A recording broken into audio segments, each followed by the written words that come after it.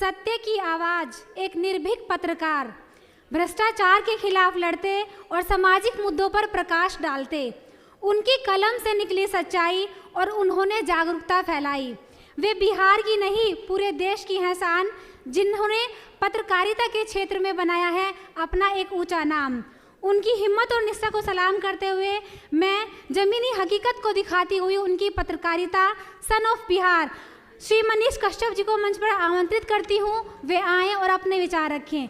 जोरदार तालियों से स्वागत कीजिए मनीष कश्यप जी का। Welcome sir.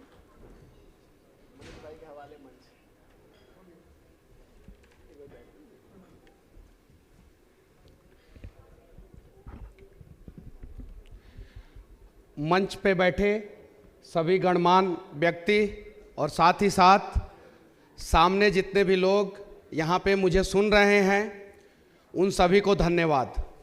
मैं सबसे पहले धन्यवाद देना चाहता हूँ संदेश यादव जी को, जो ये जानते हैं कि मनीष अगर मंच पे आएगा तो वो दिल की बात करेगा और साथ ही साथ अगर उसको दुनिया में कहीं भी मौका मिलेगा तो बिहार की बात जरूर करेगा। उसके बावजूद जो है उन्होंने मुझे बुलाया। संदेश यादव जी, आपको सच में दिल की गहराइयों से धन्यवाद। और इन्होंने एक बात भी मुझसे बोला है कि थोड़ा लंबा बोलिएगा, क्योंकि हमारे राज्यपाल महोदय जो है अभी रास्ते में हैं। तो मैं शुक्रगुजार हूं इनका, क्योंकि जो है मुझे अच्छा मौका मिला है। पांडे जी को भी धन्यवाद, जो फ़ोन पे जो है मेरे साथ लगे रहे और इन लोगों ने जो है ये मौका दिया है। और यहाँ पे युवाओं की बात हो रही है और भारत के हर एक पार्टियों में युवा हैं, हर एक गांव में युवा हैं, हर एक संस्थान में युवा हैं, हर एक जगह पे युवा हैं। जब बात भारत की आती है तो इस देश के सभी युवाओं को एक होके जो है वो भारत की बात करनी चाहिए। जब देश के विकास की बात आती है तो देश के सभी युवाओं को एक होके देश के विकास की बात करनी चाहिए। हम विश्व गुरु की बात करते हैं और हम विश्व गुरु बन सकते हैं तब बनेंगे जब देश के अलग अलग पार्टियों में रहने वाले युवा, जब देश की बात आए तो एक होके एक साथ भारत माता की जय के लिए जो है सामूहिक और सार्थक प्रयास करें। तब जाके जो है हमारा देश सच में जो है विश्व गुरु बन सकता है। 2047 से पहले भारत को जो है एक विकसित राष्ट्र के रूप में विश्व के मानचित्र पे हमें उभारना है। भारत विकसित राष्ट्र के रूप में विश्व के मानचित्र पे तब जाके उभरेगा जब बिहार, यूपी, पश्चिम बंगाल, झारखंड, उड़ीसा और नॉर्थ ईस्ट जैसे राज्यों का जो है सामूहिक प्रॉपर तरीके से विकास होगा। हालांकि जिस भी पार्टी की सरकार रही है, जो भी प्रधानमंत्री रहा है, सबने जो है अपने अपने हिसाब से सार्थक प्रयास जरूर किया है। लेकिन इन सब चीज़ों के बीच में जो है सबसे ज़्यादा पीछे हमारा बिहार छूट गया। वर्तमान समय में बिहार में बाढ़ आया है। मैं आप लोगों से विनती करना चाहता हूं कि आप लोग जो है एक बार जहां से भी हो, जैसे भी हो, एक आवाज़ बिहार को बाढ़ से बचाने के लिए आप लोग सोशल मीडिया के माध्यम से हो या ज़मीनी प्रयास हो, आप लोग जरूर करना। मैं यहाँ पे किसी का निंदा करने नहीं आया हूँ और ना ही मैं किसी की कमियों को दिखाने आया हूँ। मैं बस यहाँ पे इतना बात करने आया हूँ कि आप लोग जो है इस विकास की आंधी में कहीं नहीं तो कहीं हमारे बिहार को जो है थोड़ा सा भूल जाते हैं।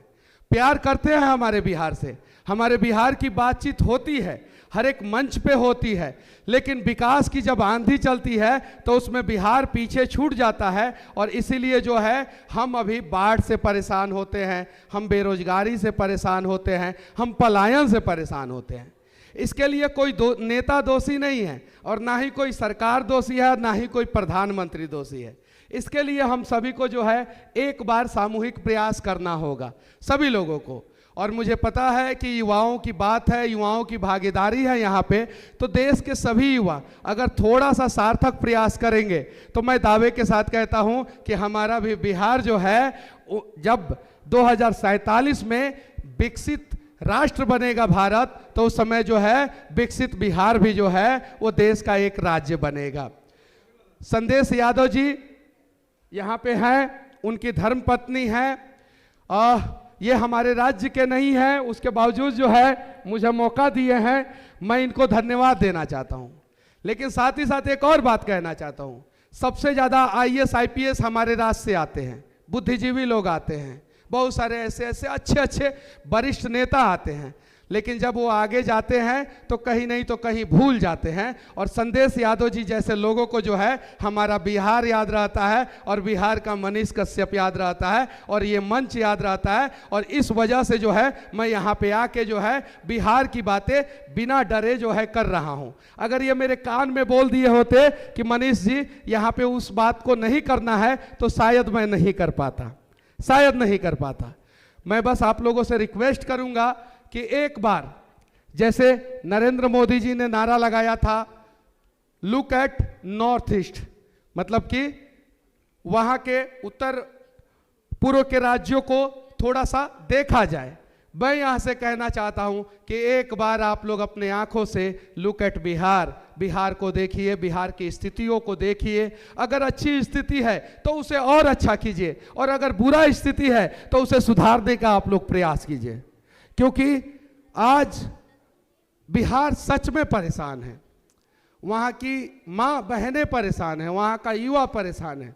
बिहार एक समय गौरव का विषय हुआ करता था, चंद्रगुप्त मौर्य के समय में, या वो गोल्डन एरा जब गुप्त वंश हुआ करता था, या वो चाणक्य का युग, या वो दुनिया का पहला यूनिवर्सिटी, या वो रामायण का रचना, या माँ सीता का जन्म, या भगवान महावीर का जन्म, या गौतम बुद्ध को ज्ञान, या एक दुबला पतला व्यक्ति गुजरात का गांधी जिसको महात्मा हमने बनाया, और मोदी जी जो चाय बेचते थे उनका वो ऐतिहासिक भाषण, ऐतिहासिक जगह गांधी मैदान जहां पे बम ब्लास्ट होता रहा और बिहार के लोग हर हर मोदी घर घर मोदी का नारा लगाते रहे। आज वो बिहार दर्द में है, कराह रहा है। उस दर्द का मरहम जो है आप लोगों के पास है, इलाज भी आप लोगों के पास है। अगर आप लोगों ने दोनों हाथ फैला के बिहारी को गले लगा लिया, मैं दावे के साथ कहता हूं ये बिहार जो है, बिहारी जो है पूरे दुनिया के लिए, पूरे देश के लिए लड़ता है। और आप हमसे कहते हैं सड़क साफ करो तो हम सड़क साफ करते हैं, आप कहते हैं हवाई जहाज चलाओ तो हम हवाई जहाज चलाते हैं, आप कहते हैं ट्रेन चलाओ तो हम ट्रेन चलाते हैं, और आप कहते हैं देश चलाओ तो हम देश चलाते हैं। आपने जो कहा हम बिहारी ने वो किया। आज एक बिहारी आप लोगों से विनती कर रहा है कि आप लोग एक बार बिहार के लिए कुछ कीजिए, अगर हो सके तो सामूहिक प्रयास कीजिए। और मुझे पता है कि आप लोग कर सकते हैं, सभी लोग कर सकते हैं, आप लोग इतना सक्षम सामर्थ्यवान व्यक्ति हैं, आप लोग हैं। देश के हर एक राज्य में कुछ ना कुछ कमियां हैं, हर एक राज्य में कुछ ना कुछ अच्छाइयाँ हो रहा है, देश का हर एक नेता कुछ अच्छा काम कर रहे हैं, देश का हर एक मुख्यमंत्री कुछ ना कुछ अच्छा काम कर रहे हैं। देश का जो भी प्रधानमंत्री आज तक बना है, चाहे वो जवाहरलाल नेहरू हो, लाल बहादुर शास्त्री हो, इंदिरा गांधी हो, राजीव गांधी हो, या अटल बिहारी वाजपेयी हो, मनमोहन सिंह हो, या दुनिया के सबसे लोकप्रिय वर्तमान समय के नेता नरेंद्र दामोदर दास मोदी हो, सब ने जो है देश के लिए और अलग अलग राज्यों के लिए कुछ ना कुछ किया है। लेकिन इसी कड़ी में हमारा बिहार जो एक समय समृद्धि का प्रतीक होता था, ज्ञान का प्रतीक होता था, साहस का प्रतीक होता था, दुनिया को रास्ते दिखाने वाला बिहार होता था, आज वो बिहार और बिहारी गाली बन गया है। उड़ीसा से मजदूर आते हैं, झारखंड से मजदूर आते हैं, बंगाल से मजदूर आते हैं, यहाँ तक कि बांग्लादेशी भी जो है भारत में घुस करके जो है कंस्ट्रक्शन कंपनियों में अलग अलग जगहों पे काम करते हैं। यूपी से मजदूर आते हैं, नॉर्थ ईस्ट के अलग अलग राज्यों से मजदूर आते हैं। लेकिन जैसे ही मजदूर शब्द मुंह से निकलता है तो लोगों को याद आता है बिहारी होगा। ऐसा क्यों? ऐसा क्यों? जबकि यूपीएससी के एग्जाम में आज भी जो है हम लोग टॉप पे रहते हैं, तो जैसे ही बिहारी शब्द निकलता है लोगों के जहन में ये क्यों नहीं याद आता है कि ये आईएएस होगा, ये आईपीएस होगा? क्यों नहीं याद आता है?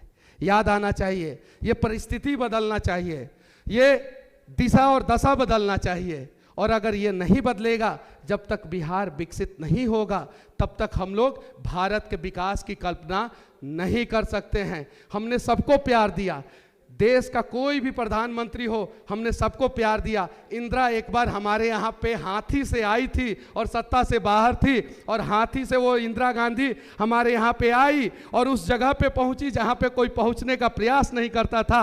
वो मीडिया में ऐसा खबर चला कि इंदिरा गांधी सत्ता में आ गई। गांधी मैदान में ऐसा ऐतिहासिक रैली हुआ मोदी जी का कि फिर दुनिया ने एक्सेप्ट किया, और भारत के सबसे लोकप्रिय प्रधानमंत्री मोदी जी 2013 का वो गांधी मैदान का ऐतिहासिक रैली, और वही चुनाव का माहौल सेट हुआ, और 14 में जो है मोदी जी प्रधानमंत्री और वर्तमान समय में वही प्रधानमंत्री हैं। मैं कहना चाहता हूं, हम जो है सबको प्यार देते हैं, उस राज्य से हैं हम लोग।